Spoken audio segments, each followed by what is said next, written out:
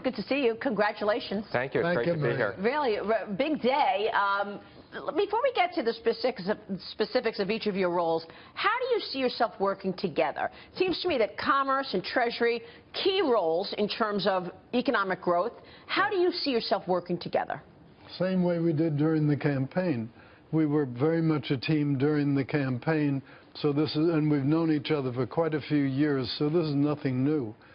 Working together is going to be one of the hallmarks of this administration. Absolutely. We're going to have an integrated plan and work closely between Commerce and Treasury to make sure that we drive growth in this country. Our #1 priority is sustained 3 to 4% GDP.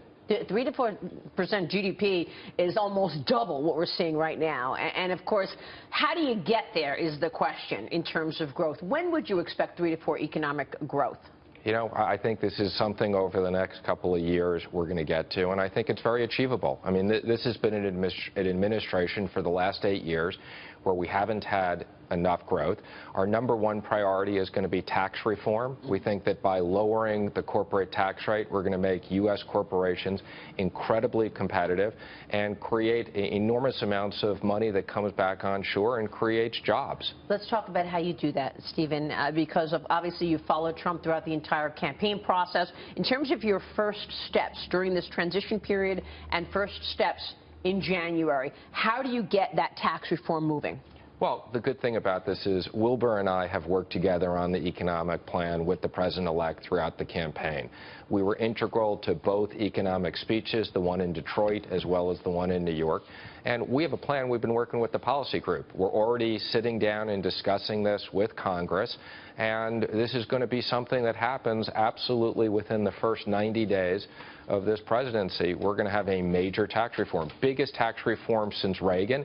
And it's not just going to be a cut in corporate taxes, but it's also going to be a very large middle-income tax cut that's going to help this country. That's what I want to ask you about. I'm going to save that for in a moment. I want to ask you about this idea that corporate taxes go to 15%. What happens to individual taxes? Because there was some debate that maybe he would deal with individual taxes later, so we'll get to that. But Wilbur, let me ask you about steel tariffs that you've dealt with in your private life, in running your business, and the idea that people are worried about potential tariffs actually being a disruptor for economic growth.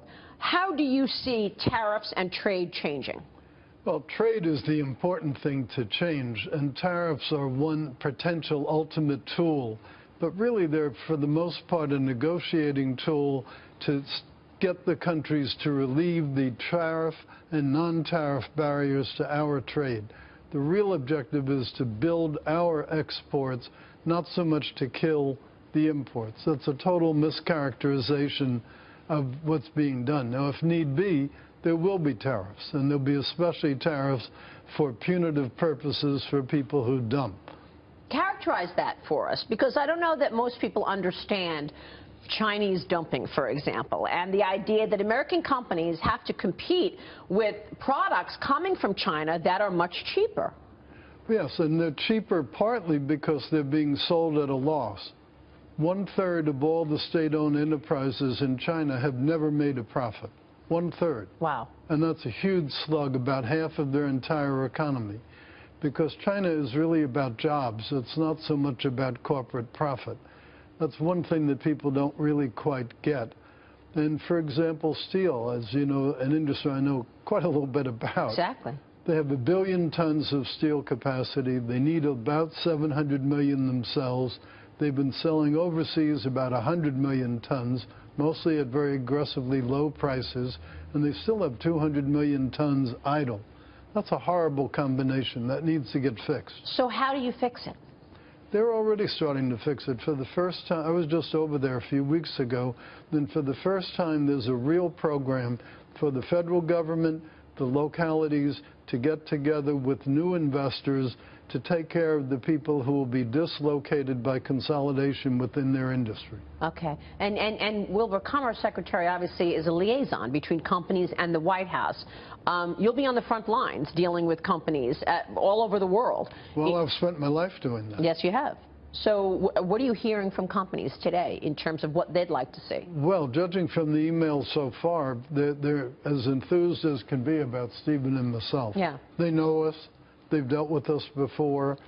They have a pretty good idea what they can expect, and they can't wait. Stephen, if it's one thing that you hear from managers of businesses and CEOs over and over again, it's the fact that our tax plan is the most unfavorable in the industrialized world, the highest taxes in the industrialized world. Talk to us. You said in the first 90 days you're going to have tax reform. Walk us through it. Sure. So this is going to be a major priority, and there's two aspects of it. One, as I mentioned, is corporate taxes, and the other is personal income taxes. And we're going to simplify the personal income tax, lower from 7 brackets down to 3, simplify it, deliver a very significant middle income tax cut that's going to be combined with the child care program. And the other aspect of it is on the upper end, we'll cut the tax rate, but it will be offset with a significant reduction of deductions. So for the upper class, it won't be a tax cut, but it will be a simplification.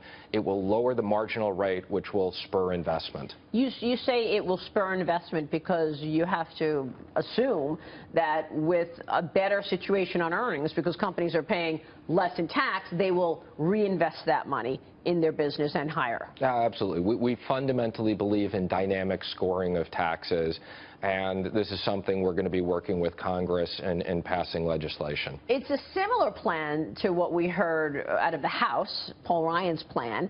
Do you think they will go for 15%, or do you think maybe it will be a little higher than that once all gets said and done and it passes through Congress? Well, we're committed. We think 15% is the right tax rate. It has a lot of similarities to the House GOP plan. There are certain aspects that are different, so the Trump tax plan is slightly different. And, we'll work with Congress to get this done. We couldn't be more excited about it being a major priority and a major part of creating growth in this country. Look, you've been a business guy for a long time, and we've talked about this for a long time. Why has it been so difficult to get tax reform through already? Well, I'd say there's two aspects. There's tax reform and there's regulatory reform, and those are the two things that we hear. But I think as it relates to taxes, I think people understand we have to simplify the system and make the United States competitive, and that's going to be our priority. Well, I guess people didn't want to do it, right? I mean, you heard Hillary Clinton on the campaign trail calling it trumped up, trickle down economics. So how do you push back on that Hillary said, look, just because you're making a favorable environment for business doesn't ensure that they're going to invest in their businesses and hire new workers? What's the pushback? Well, let me first say, Clinton had very different policies than Trump, and I think we see where the country is. Okay. The second thing is we have an administration that's going to listen.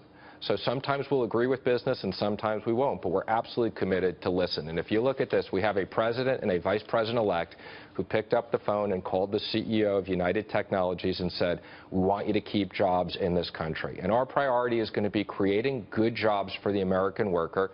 For the last 15 years, the American worker has gone nowhere, and this administration is about putting them back to work and creating good jobs. I think you make a great point.